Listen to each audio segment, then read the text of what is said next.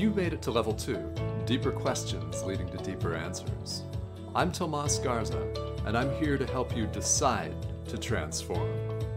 I'll be setting the pace for the process to support your unfolding. Learn and commit to a practice that brings simplicity and then awareness of what is ready to be released. Join me now and allow the experience of a deeper sense of love.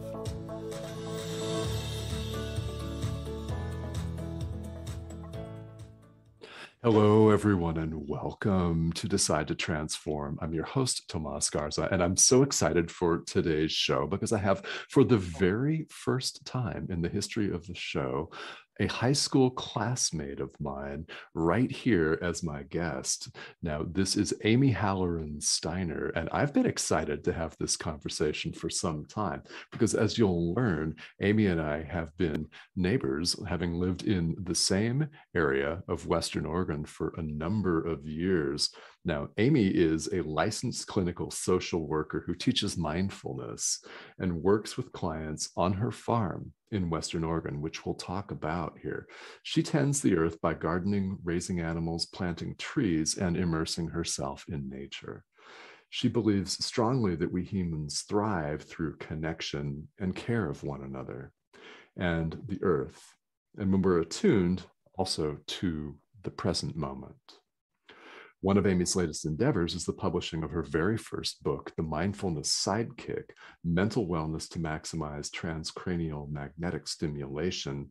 And Amy embraces her role in helping others transform into their best being so that they might be able to give back to the world that is so in need of all of our energy. We've got a lot of fun things to talk about, plus high school too. Amy, welcome. Thank you so much, Tomas. I'm happy to be here. This is so much fun. And I think that I really want to just launch right into the work that you're doing out in Western Oregon, in beautiful countryside and wine country, by the way, outside of McMinnville, Oregon. You're doing a lot of work on your farm itself. So would you tell us a little bit about that? Sure. So I'm a licensed clinical social worker, which means I'm a counselor. And in the last 10 years, I've gotten passionate about teaching mindfulness. So I see clients out at my little office in the middle of a cow pasture on our farm.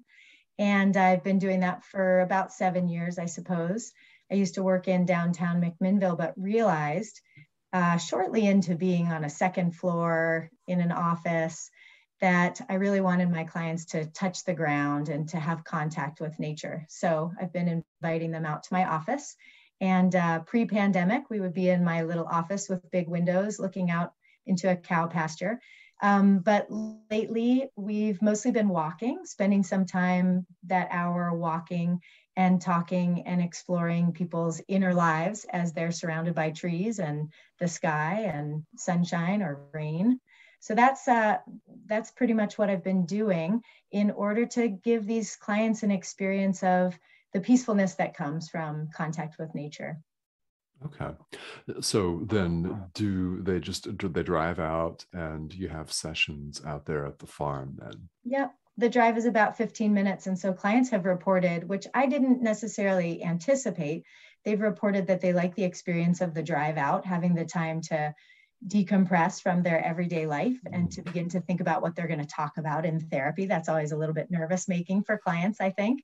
And when they arrive and we take a walk, then they have that chance to, like I said, to explore what's going on inside of themselves and the ways that they want to change. And then the drive home, they report, is often a chance for them to think a little bit about what we've talked about, and also just to notice the countryside going by as they re-enter their, busy and sometimes really painful lives. Okay.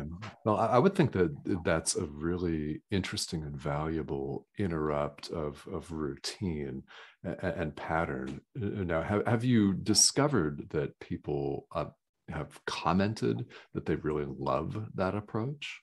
Yeah, the majority of the people, at this point, I do therapy on an online platform as well, so people can decide. And the people that end up choosing to come out do it because they're getting some value from the being together and the being in nature, for sure. And the majority of clients, when they can, choose to come out. Okay. Well, and this is really interesting because it's not something that you hear a lot about. Is people driving out to the country. One often thinks of a downtown office with neutral walls and all of that. And I love that that's not the way you roll. I have to Yeah, it's tell not you. it's not the way I roll. I encourage people to wear hiking boots, or, in the winter, they've got to wear rain boots and bring their rain gear. And at this time of year, it's a bit of a transition because it's so lovely in the late spring and the summer, and they don't really have to think about what they're wearing, and we just wander up the road. But it takes people some motivation to come out in the rain or in the cold. And that's a great metaphor for the work they're doing in their lives. How motivated are they, and how can they improve their motivation in order to make change?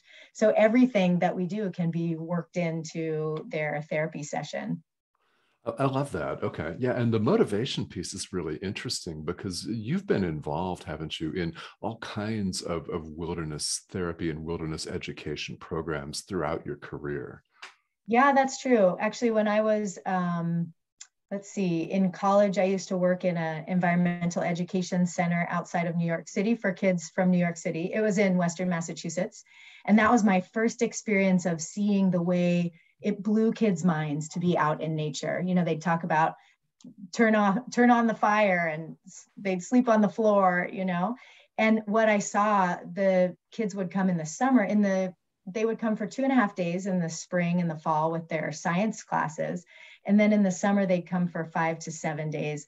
And they just opened up so much. And so what I thought then, I was not so interested in science, actually, as I am now. I'm much more interested now. But I really thought, man, if you could do counseling, if you could get kids to talk about the stuff that's going on in their lives out here in nature, that's what I want to do. And that's actually when I moved to Oregon, I explained that was what I was interested in. And it turns out that there was a wilderness therapy program in Albany that I ended up working for after I got my master's in social work. Okay. So at that point, that was, a really powerful experience to be leading these 3-week-long trips for adolescents that were really in some trouble. They were addicted to drugs or alcohol. They were depressed and anxious. They'd experienced some really tough stuff in their lives. And so they spent 3 weeks with a group of 6 to 8 other adolescents and 2, 3, 4 adults. And we went on an expedition, and the expedition was physical and difficult, backpacking. We were in the snow in Waldo Lake, which you'd probably know that area, Tomas. Yes, yes. Sometimes we'd get 6 feet of snow overnight and we'd be snowshoeing through it. And so the expedition was very physical, but it was also very internal, very emotional. And these kids, what I saw them do over those 3 weeks was incredible. So I was sold on the work that the nature was doing. We were helping, but it was really nature doing that work for the kids, the therapeutic nut that was being cracked. Okay. Well, that's very interesting that nature does a lot of the work. Mm-hmm. Makes sense. It makes sense. Now, it does, doesn't it? Yes, it does. And when did you get really, really into nature and the wilderness? Because I don't recall that from high school. Actually, I don't recall that much. So I actually, some dear friends of mine, the Hudsons, used to take me camping with them. As a kid, my parents were not at all into camping or anything really out of doors too much, except sitting at my softball games. And so I just loved it. I didn't have opportunities to do that much, but we had that outdoor ed program, and I loved those. We used to go into Bear Canyon and Albuquerque in the Sandias, and those were high points of my school year. But I really didn't have much of an opportunity, and it wasn't until college when I did some wilderness exploration that I could do with a club, and then I worked at that environmental education center and learned a lot of my skills. And I really I wouldn't say I had wilderness leadership skills when I started doing wilderness therapy. I was the trip therapist, and there was a wilderness guide who, was the lead wilderness guide. And actually my husband Silas was that lead wilderness guide on a couple of trips, and that's how we met and got to know each other. So there were, people who had really good hard skills, and they were keeping the kids physically safe, and our role was to keep them emotionally safe. So ever since then, that's why we live on a farm now, so that we could raise our kids out here in the middle of a natural environment, really getting in touch with the rhythms of nature and the seasons and the growing of things. Love so that. I'm sold. And I, of course, then want to share that with my clients. Mm-hmm. Mm-hmm. Well, you're the first person that I've interviewed that had clients drive out to her farm for therapy sessions. So that is unique. I'm sure it may exist elsewhere It in the does. world. It does. And actually, walking therapy is getting a little more acceptable. I wouldn't say it's mainstream yet. There's actually research about how walking opens up the mind and allows people to be more creative. So creativity is an important role. There's an important role for creativity, I would say, in therapy, because if you can't really imagine your life in a different way, then it's difficult to move in the direction of changing your life in a way that you think you want it to be. Mm-hmm. So yeah. I assume that contributes to people's, energy towards change. Yes, I would think so. Now, question for you about nature. What is the most beautiful place that most really stands out to you that you've been, that you wish you were back in right now? I have two immediate answers. One is last weekend, we hiked, we were in Joseph in Wallowa County, which is beautiful Eastern Oregon. And we hiked, it's actually the longest hike I've ever done. We hiked 24 miles, 12 miles up to the Lakes Basin of the Eagle Cap Wilderness. And that, I don't know that it's ultimately my very favorite place, but in this last week, since we've come back, it has been in my soul. I don't even know, I can't remember the numbers of how high it is, but we probably gained 3,500 feet. And it's just this beautiful granite, these beautiful granite mountains with a lake, with these lakes underneath, and the lakes were sparkling and the wind was moving. There's something about that combination of water and stone that is fantastic. The other place actually where I did really interact with nature is I spent my junior year in Nepal. And again, high altitude, beautiful mountains. So that's a place I would definitely like to go back to. And it just highlights how little time we in America spend in nature. Usually as people move up socioeconomically, they spend less and less time in nature until people are buying Patagonia jackets and are completely isolated from nature, and then they go out in it, So that experience in Nepal with staying with a host family and really being whipped around by the wind at high altitudes and hiking long distances just to do essential tasks was a powerful experience too. I can imagine. And approximately at what elevation were you living in Nepal? That's a really good question. I was in a little town called Simigao that actually was devastated by an earthquake 7 or 8 years ago. Okay. But it was on the way to Mount Everest. I don't know. I wish I could tell you those kinds of things. 12,000 feet or higher. Well, exactly. Yeah. We can make it up. Isn't that wonderful? We can just make it up. I think it was 14,650. That's a lot. Yeah, that's pretty high up. And what an opportunity that so many people don't get. And you're absolutely correct. And here in the United States, as people move up socioeconomically, then they tend to watch more nature on television, right? Right, than to get out in it. True. Now, when you were in Nepal, take us back there, because part of the work that you do has to do with mindfulness. Now, did the fact that you were in Nepal contribute substantially to that? Tomas, you have a really good capacity to bring it full circle. I hadn't even really thought about that. But yeah, actually, the first time I was really introduced to the concepts of Buddhism was in the schooling that I got in Nepal. Yeah. And I learned a bit about the history, and we had a bit about the iconography and the sort of traditional things that a person would learn in a classroom about Buddhism, as well as Hinduism. But it was really being with Buddhist people and seeing the monks and the nuns that I got to interact with at a couple of points that really sort of opened my eyes to something so different. I was raised Catholic in Albuquerque, so I had one kind of experience, and that was really eye-opening for me. I ended up doing my independent project. I wrote poetry and spent a couple of weeks with some nuns way high up in the mountains, and just doing the prayers that I didn't understand the words. I didn't understand a lot of what they were saying. I spoke some Nepali by that point, but they were speaking a couple of other languages as well. So it was mostly just really experiential in my body. And again, being in nature, and I was cracked wide open during that time. So I think a lot of my learning came from that.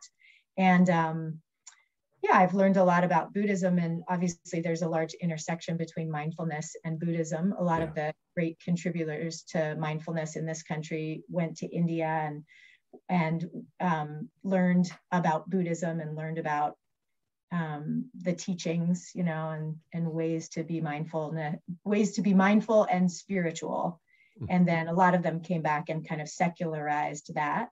But there's, you know, a thriving culture of Buddhism here. In the United States. Yeah. So that's been impactful for me. That I can imagine that was very impactful. Now, what is it about Buddhism? What is it about the Buddha Dharma that really just grabbed you? I think I have a very striving mind. I think it was my striving mind that led me right into this Dharma that says, it is possible to do something different. And this attitude of non-striving, I think in my body, you know, when we talk about the mind, the body is a big part of that. And that's a lot of the work that I do with my clients, getting them to turn to their body. And I think I must have, though I didn't realize it at the time, I think I must have felt a real calming with that concept of non-striving, that really just being present, paying attention on purpose, letting go of judgment is a breath. It's just a breath of fresh air. And I think I could feel that in my body in a very different way than I was sort of primed from my, you know, culture at home and my school and my, you know how it was. Oh yeah. Yes. So we were go-getters. We were strivers. Yes, we were go-getters. So listeners, Amy and I graduated in 1990 from Albuquerque Academy, which is a private college preparatory school where the academics were intense. And to say we're a bunch of go-getters, well, that's quite an understatement. It's Go so Chargers. True. Yeah, right? Yes. And it's quite a different environment, and it just underscores the difference between the West and Eastern cultures and philosophy. So I can imagine that this calmed you greatly. Now, have you been back to Nepal? I haven't been back. I swore that I would be back within 2 years. And life is interesting what it does for us, isn't it? It's a winding path. And I don't regret anything I've done in my life, but the path has not yet taken me back to Nepal. I have a plan in my mind for someday, places I want to see and things I want to learn. So I hope to get back there, but I haven't been back. Okay. Yeah. Well, just what a formative experience. And then you've returned then to the United States, and as mindfulness is a huge component to your work. So let's define mindfulness the way you see and experience it, in case there are people listening that are confused by the many different definitions out there. Yes. Yeah. So I mentioned it a minute ago, but the components of mindfulness are really just paying attention on purpose to the present moment without grasping on judgment in a non-judgmental way. There are a couple of things that in my teaching I've seen that it's important to add to that. One of them is in a kind way, paying attention not only non-judgmentally, but also being kind in particular to ourselves. Because I think our white American culture, really, we are learning how to be really hard on ourselves from an early age. And so that kindness is an important piece. And, I'm sure your listeners have heard this before. It really starts with kindness to ourselves before we can spread that kindness on out. So that's an important component.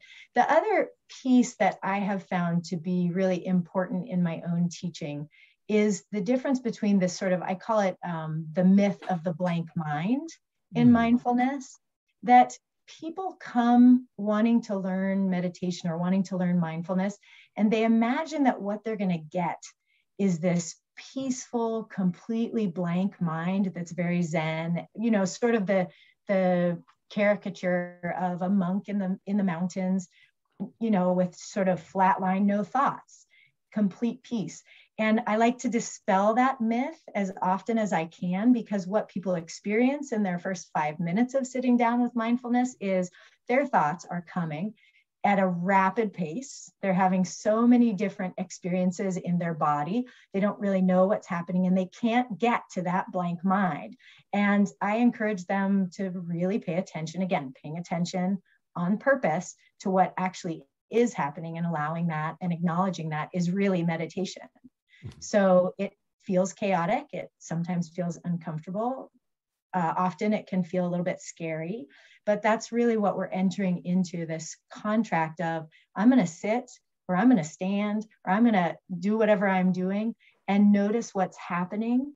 And as best I can, I'm going to do the exercise of letting go of judgment about that, letting go of the shoulds, you know, and I'm going to see what happens. So the other piece for me is really helping people to understand that mindfulness can be applied anywhere. You know, if I had one, probably my main goal is in teaching mindfulness is to help it be really applicable. So I talk a lot about, you don't need to sit and meditate. If that's hard for you, then pay attention. Even if it's hard to do anything for a long period of time, then paying attention in the moment for a couple of minutes at a time. You know, I encourage people to, I do something where I get in the car, and before I start the car, often I put my hands on the steering wheel and feel the steering wheel in my hands, and feel my feet against the floor of the car, and feel my body in the chair. And just in that process, I'm practicing mindfulness. I'm letting go of any judgment. I'm not planning where I'm going yet, you know, and I'm just there. So there are a million different things that we can do being mindful as we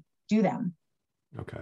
Well, and I love that you're emphasizing I mean, there literally are millions of things. I love that you're emphasizing that people don't have to pay attention, because it's a common cultural stereotype that in order to meditate, you have to completely shave your head, take up monastic robes, and go off to Nepal. Right, right. Yeah. I mean, there is so much benefit in just being present in this moment. You know, if I slow down right now, for example, and really experience being with you in this interview, then I can really start to notice things. You know, for me, one of my practices is go back to the body, and I can feel in my chest the connection between me and you, Tomas, right now. That is sort of a little bit vibrating and a little bit expansive. So I encourage people in the work that they do to turn to the body and use some adjectives just to describe what they're experiencing, so that they can begin to explore that whole aspect of being present and being mindful, you know, tuning into what's actually happening in the sensations in your body. Yeah, it's the place really to begin, and so many therapies, so many modalities and practices just start with paying attention to what you're observing, what's going on in the physical body. So, Amy, question for you: what does your mindfulness or meditation practice look like? I know people are curious. Well. So it depends. That's my honest, in terms of adaptation to life. My mindfulness practice changes day to day, week to week. It's important to me to have some kind of meditation practice for at least 15 or 20 minutes every day, as a slowing down and being present. So whether that's, you know, it's gone through phases. I wake up and I don't even move, and I lie there and meditate for 20 minutes or so. That's pretty common, because, you know, I'm going to wake people up if I get up out of bed. And so it's just the easiest. If it's cold in the house, you know, I go for what's the easiest, because my life is very busy and I want to make sure that I get it. What's happening right now actually is something really powerful. I have a friend who lives in Portland, and she's working really hard to recover from cancer. and it is a deeply involved process. And so one of the things that her community, we as her community, is doing is I have a Zoom every morning at 6:15, and whoever wants to hop on there gets on and meditates for this friend. And that lately has been my morning practice. You know, I do a little bit before I get on, but then that's been the main part of my morning practice. And I'm sending energy to her and her family. And it's been interesting to see what that's given me in my life. It's not the going for the blank mind. It's not even paying attention to my own breath, which is often, you know, the anchor for attention can often be our breaths, which can be helpful. It's manifesting, you know, intending to connect with this friend and her healing process. And so that's been interesting to see how applicable mindfulness can be. And it's a very restful process for me as well. I think it depends what we want to get out of a mindful practice. So then the other piece for me is really intending to pay attention whenever I can, wherever I can. So I have a practice of when I'm cooking in the kitchen, a listening practice. So really just tuning into the sounds that I'm making as I'm cooking and really focusing on that. There are a lot of aspects to a mindfulness practice. One of them is focus, really exercising your focus. So that's a big piece, right? Our minds are tasked with and naturally have evolved to flit around in 100 different directions in a minute, right? And so that focus of, as I stop listening, to notice that I'm no longer listening to the noises I'm making in the kitchen, and then just gently to invite my attention to come on back. And that's with any mindfulness practice. When we have stopped paying attention, at some point we'll notice that we're no longer paying attention, and boom, that's a beautiful opportunity for awakening, right? So mindfulness becomes not so much how long did you pay attention, but more what happened when you woke up and how did you come on back to the object of your attention. So I do a lot of those, hands on the steering wheel, you know, feet on the ground as I'm walking to my office, noises in the kitchen, stepping outside. The first time I step outside, I really intend to feel the temperature of the air on my face and on my skin. There are so many different ways we can be mindful. There are. And I think that this is great that you're talking about it, because this is another one of the Western cultural myths. This is only one way, and that's seated meditation in a monastery in Nepal. Yeah. Yes. Or Tibet or at someplace. A high altitude. Yeah. Yeah. The Himalayas. And people pay a lot for retreats, right? But I'm not going to talk that down, because I've had some incredible experiences retreating and, you know, with teachers. I am not a long time, you know, I'm not a Buddhist teacher. I see myself as a very practical, I'm a clinical social worker, and I want people to feel better. I want them to have a technology that is easy for them, simple. I shouldn't say easy, simple for them to learn, and that they can keep practicing. And honestly, the clients that I've worked with that have kept practicing have really embraced a practice and have changed because of it. It's hard work, you know, it's unseen kind of work. But the more you do, the more it changes the brain, right? The more it creates neural pathways that really transform a brain. Most definitely. And well, it is hard work. Well, and a process. Now, who have been your greatest teachers? So Tara Brach is the one who comes to mind first. Okay. Your listeners may know her. Yeah. Yeah. And for those that don't, can we say a couple words? Sure. You want to say them or you want me to say them? Go ahead. Tara Brach is, she is a really beautiful, gifted teacher who is also a psychotherapist. She's in the Maryland, Washington, D.C. area. And so much of the work that she does now is around self-compassion and really that kindness. But I've grown so much with her teachings.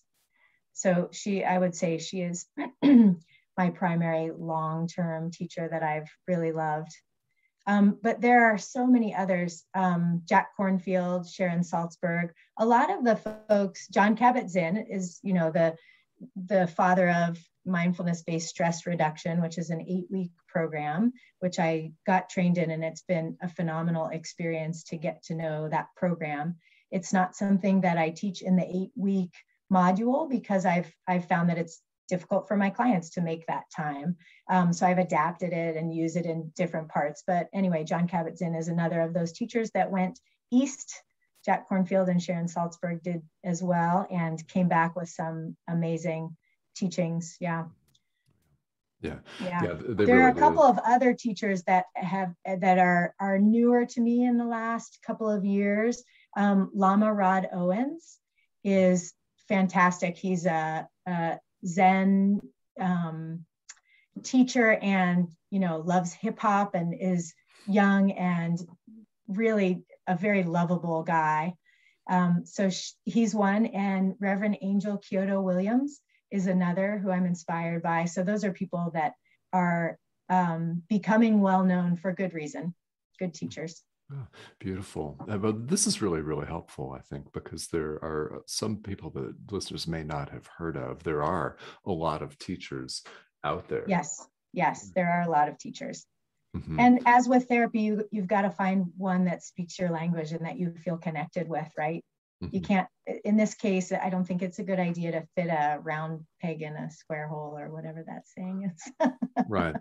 Yeah, I always get that saying wrong. So yeah, everybody knows what you mean.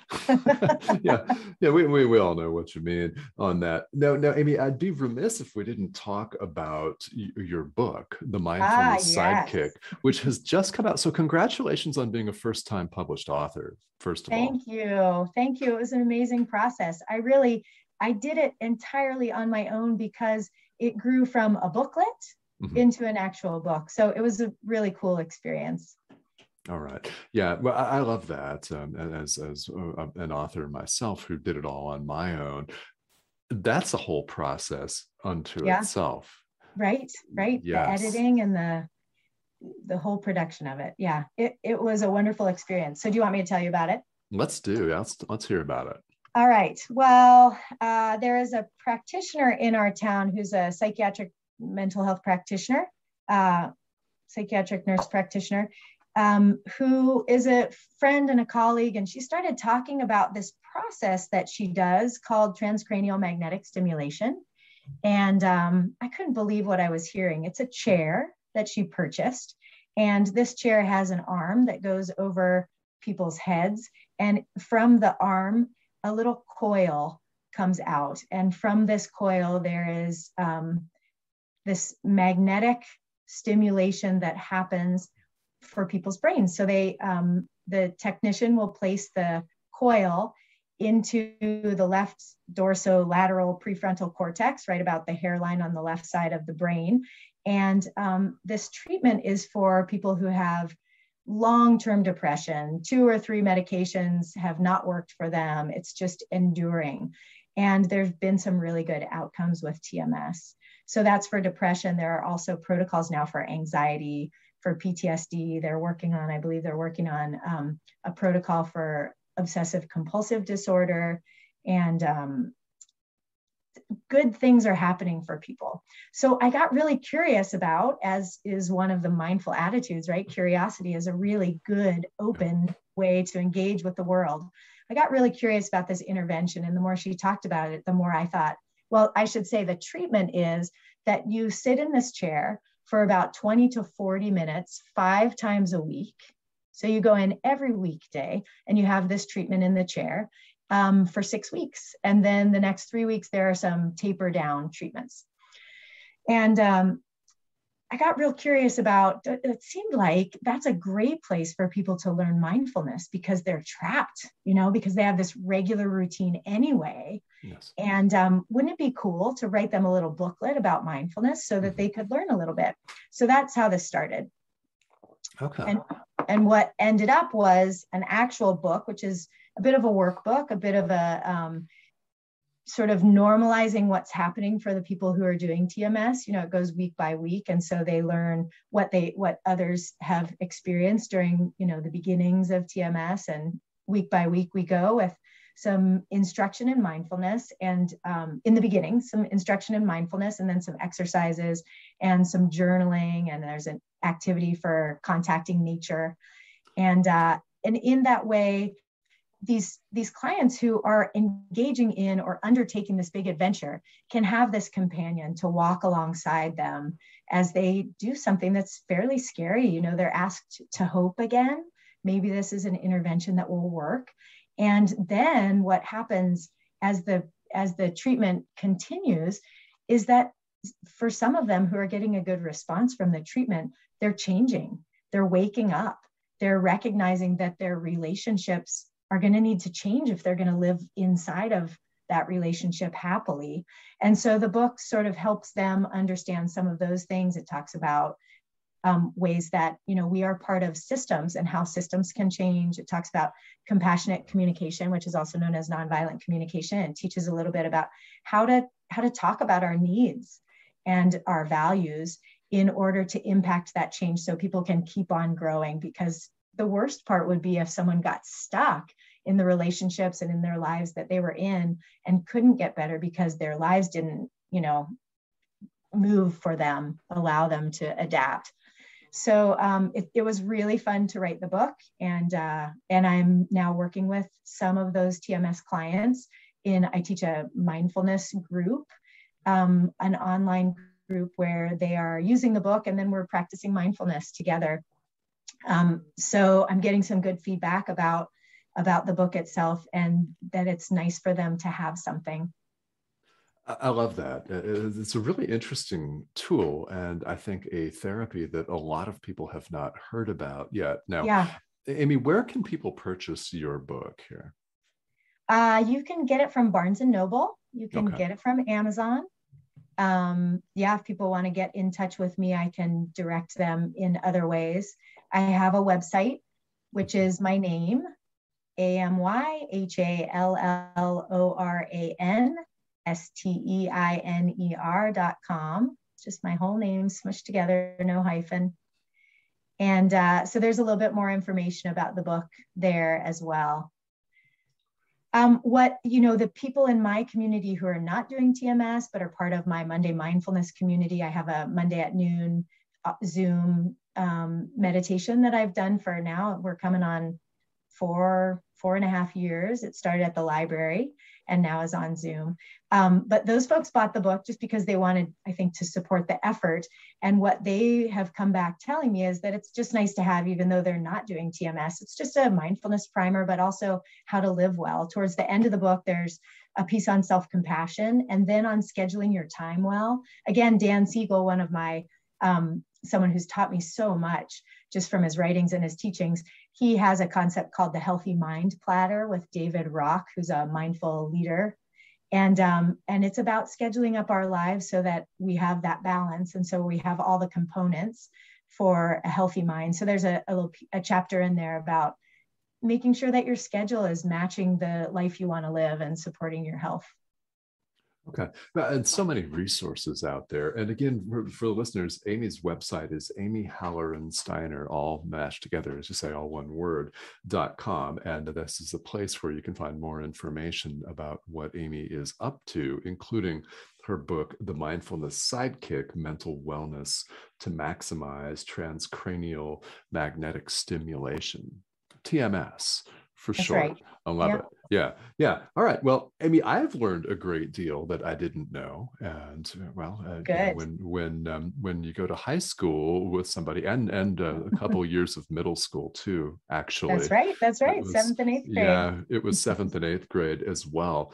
You do learn a lot about people, but so much changes and in life and with life experience. And you've done things that a number of people will never do, such as spend a year in Nepal. And you've done so many things related to mindfulness and spirituality and the connection between the two and nature. I've learned a great deal from having you here on the show.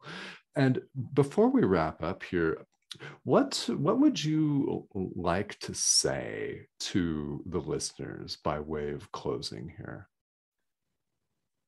I think I would encourage people to get out in nature, actually, to begin or continue getting to know their natural environment so closely that you can notice the changes over time, that you can notice the difference in your area during the change of seasons, and to really develop that relationship in order to receive. Really, what you're going to be doing is receiving and opening. So I would say if you can do one thing with your free time, it would be getting really mindful in a natural setting and allowing your body to relax and to soften and to tune in to what's happening around you. It's not just using your visual sense, but also using your listening, using your, your skin and your sense of touch to explore the environment, your sense of smell, your sense of taste, even with caution, of course. But that, I think that would be my invitation, that it's something that can cut across any religion,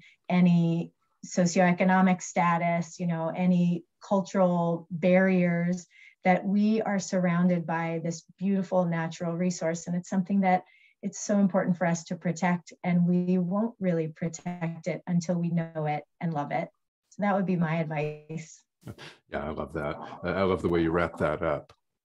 We won't protect it until we know it and love it. So everyone off the couch and out into nature. Outside. Get outside. All right. Well, Amy, this has been really wonderful. It's wonderful to catch up with you. Thank you so much for joining me today. Tomas, thank you. You do wonderful work. I really enjoyed it. Oh, thank you so much. And this has been Amy Halloran-Steiner here, guys, on Decide to Transform. Reminder, look up Amy and find out what she's up to. It's quite a lot. amyhalloransteiner.com is her website. And thank you all for tuning in here today.